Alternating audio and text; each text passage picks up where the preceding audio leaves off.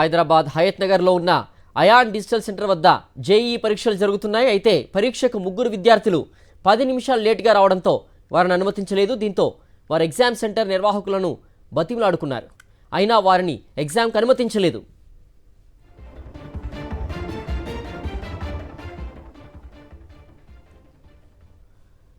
మరింత సమాచారం మా ప్రతినిధి కిరణ్ భూపతి అందిస్తారు. కిరణ్ భూపతి, నిమిషం ఆలస్యమైనప్పటికీ కూడా అలో చేయమంటూ మొదటి నుంచి చెప్తూ వస్తున్నారు అధికారులందరూ. కానీ 10 నిమిషాలు ఆలస్యం అవడంతో 3 విద్యార్థులను రానియకుండా కూడా అయాన్ డిజిటల్ సెంటర్ లోపలికి అనుమతించినట్లుగా తెలుస్తోంది. పూర్తి అప్డేట్స్ ఏంటి కిరణ్ భూపతి?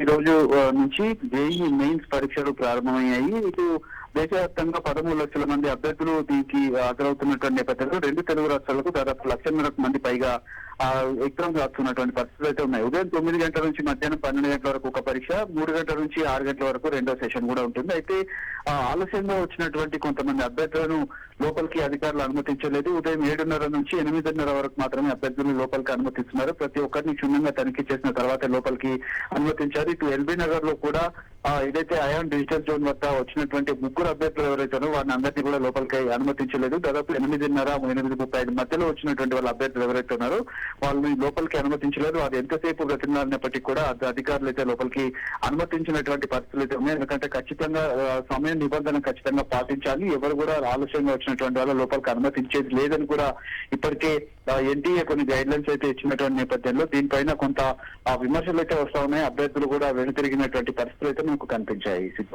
ఓకే కిరణ్ భూపతి.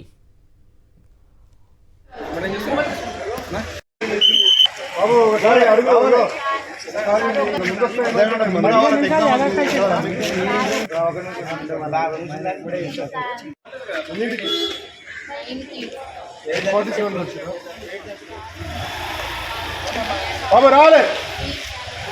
50 మీటర్లు దూరం. ఎవరు బాబు మీరు? ఇక్కడ ఉండదు, 100 మీటర్ల దూరంలో ఉండాలి.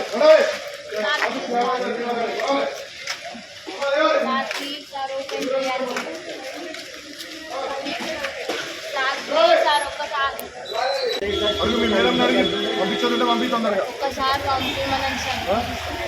పంపించారా చెప్పిరా అమ్మ రాండి.